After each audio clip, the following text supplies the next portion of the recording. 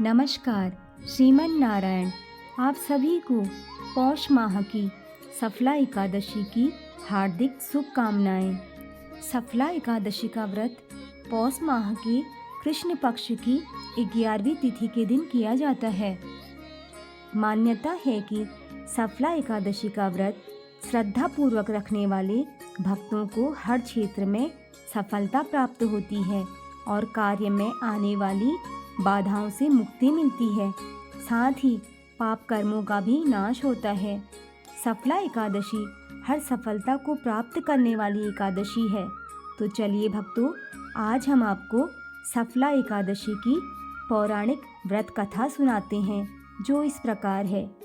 एक बार धर्मराज युधिष्ठिर भगवान श्री कृष्ण जी से बोले, हे मधुसूदन, पौष माह की कृष्ण पक्ष में आने वाली एकादशी का नाम, व्रत, पूजन व उसके महत्व के बारे में कृपया करके मुझे बतलाइए।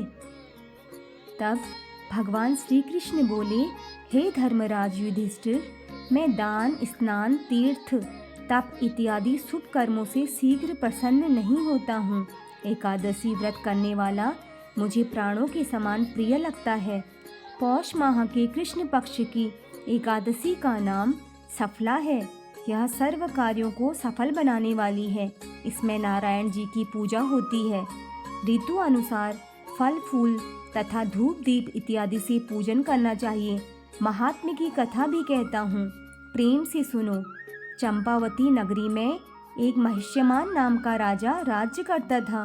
उसके 4 पुत्र थे। बड़े पुत्र का नाम लुम्पक था। वह बड़ा दुराचारी था। मांस, मदिरा, परस्त्री गमन, वैश्याओं का संग इत्यादि कुकर्मों में लिप्त था। पिता ने उसे अपने राज्य से निकाल दिया। वन में एक पीपल का वृक्ष था, जो भगवान को भी प्रिय था। सब देवताओं का क्रीड़ा स्थल वही था।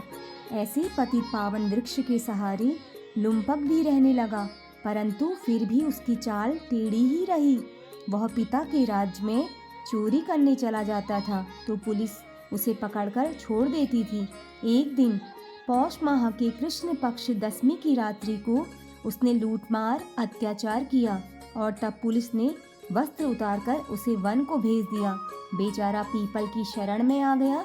इधर हेमगिरी पर्वत की पवन भी आ पहुंची। लुम्पक पापी के सब अंगों में गठिया रोग ने प्रवेश किया। हाथ पांव अकड़ गए।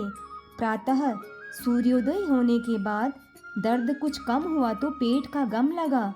जीवों को मारने में आज असमर्थ था और न ही वृक्ष पर चढ़ने की शक्ति थी। नीचे गिरे हुए फल बीन लाया और पीपल की जड़ में रखकर कहने लगा, हे प्रभु, इन फलों को आप ही भोग लगाइए। मैं अब भूख हड़ताल करके शरीर को छोड़ दूंगा।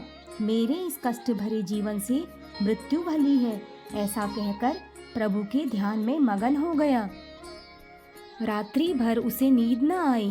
भजन कीर्तन प्रार्थना करता रहा, परंतु प्रभु ने उन फलों को भोग नहीं लगाया। प्रातः काल हुआ तो एक दिव्य अश्व आकाश से उतरकर उसके सामने प्रकट हुआ और आकाशवाणी द्वारा नारायण जी कहने लगे, तुमने अनजाने से सफला एकादशी का व्रत किया। उसके प्रभाव से तेरे समस्त पाप नष्ट हो गए।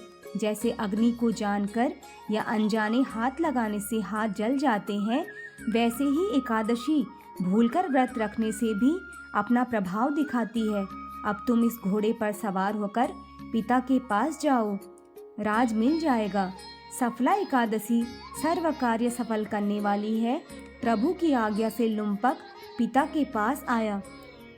पिता उसको राजगद्दी पर बिठाकर स्वयं वन में तप करने को चला गया। लुम्पक के राज्य में सब प्रजा एकादशी का व्रत विधि सहित किया करते थे। सफला एकादशी के महात्म्य को सुनने से अश्वमेध यज्ञ का फल मिलता है। फलाहार, इस दिन तिल और गुड़ का सागार लिया जाता है। दूध से बनी मिठाई, फल और मेवा ले सकते हैं। इसी के साथ कथा समाप्त होती है। भगवान श्री हरि विष्णु जी और लक्ष्मी माता की कृपा आप सभी पर बनी रहे। बोलिए श्री विष्णु भगवान की जय, लक्ष्मी माता की जय, एकादशी माता की जय। धन्यवाद। श्रीमन नारायण।